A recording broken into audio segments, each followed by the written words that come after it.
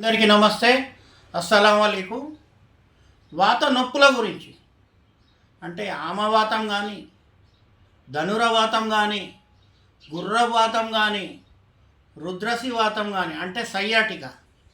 అబ్బో, వశపడిన పేరు ఉంటుంది ఇది. ప్రతి వాతం నొప్పి గురించి, కీళ్ళ వాతం కానీ అయితే దాని గురించి చిన్న చిన్న గోళీలు ఎంత బఠానీ గింజలంతా చేసుకోవాలి. కృష్ణ తులసి కొంచెమే తెంపకొచ్చిన బాగేందుకు ఖరాబ్ చేయాలని. కృష్ణ తులసి ఒక 100 గ్రాములు ఆకులను తెంపుకొని ఉదయకాలమే తెంపాలి, ఎండలో తెంపద్దు, ఔషధ గుణాలు పోతాయి. తెంపుకొని కడుక్కొని నీడలు ఎండేసుకొని దీన్ని పొడి కొట్టుకోవాలి. కలవంలో గసొంటి కలవంలో ఇసొంటి కలవంలో పొడి కట్టుకోవాలి. అవి లేకున్నా ఇది ఉన్నా సరిపోతుంది.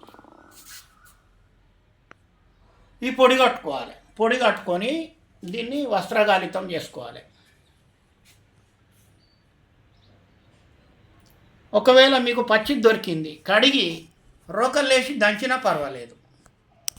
వేరే ఊర్ల నుంచి తెప్పించినా మీ ఇంటికాడ లేకున్నా పొడి దొరికినా పర్వాలేదు. ఒకవేళ పచ్చిది దొరికితే అమృతమే. పచ్చిది దొరికితే దీని ఆకులను 100 గ్రాములంతా తీసుకొని రోకల్లేసి దంచాలి. దంచి అందులో ఒక 40 గ్రాములు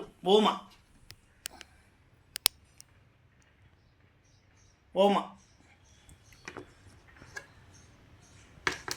అజ్వాన్ అంటారు, శొంఠి లేకపోతే అల్లం, అల్లం లేకపోతే శొంఠి. అల్లం దొరికితే ఇంత మంచిది. అల్లం ఉంటుంది కదా, అల్లం ఒక 100 గ్రాములు తీసుకొని దాని రసం తీర్రి. ఎల్లిపాయలు ఒలిసి దాని రసం తీసుకోర్రి. ఎల్లిపాయలు 100 గ్రాములు తెచ్చి దాన్ని బాగా దంచితే రసం వెళ్తుంది, కొంచెమే రసం వెళ్తుంది. ఆ రసం కావాలి. దీన్ని ఈ ఆకులను దంచుకుంటా, ఈ కృష్ణ తులసి ఆకులను నూరుకుంటా, పేస్ట్ చేసుకుంటా ఈ ఓమ వేసి ఓమను పేస్ట్ చేయాలి. అట్లనే అల్లం రసం వేయాలి, అట్లనే ఎల్లిపాయ రసం వేయాలి. ఒక 20 గ్రాములంతా మిరియాలు వేయాలి. వేసి అందులో ఒక 50 గ్రాములు కరక్కాయ పొడి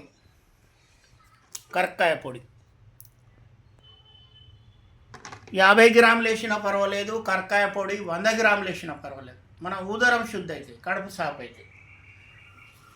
ఈ తిప్పతీగ ఆకులు, దీని కాడలు వేసి బాగా దంచాలి. దంచి నిర్గుండి ఆకు అంటే శంబాలు అంటారు, వావిలి లేత ఆకులు ఒక 100 గ్రాములు మొత్తం వేసి బాగా బాగా మర్దన చేయాలి. మర్దన గుణవర్ధన అంటారు కదా, ఎంత మర్దన చేస్తారంటే మొత్తం పేస్ట్ అయిపోవాలి. చిన్న బఠానీ గోళీలంతా వేసుకొని దానికి అనుపానంగా మీరు ఈ గోళీ వేసుకొని ఈ కషాయం తాగాలి. చెప్పిన కదా ఇంతకుముందు కషాయం, ఆమవాతం గురించి, అన్ని వాతాల గురించి కషాయం చెప్పిన, ఆ కషాయం తాగాలి. Okay, right. అల్లాह हाफिज़. अल्लाह आपको खुश रखे, तंदुरुस्त रखे, हर मुश्किल आसान कर दो अल्लाह.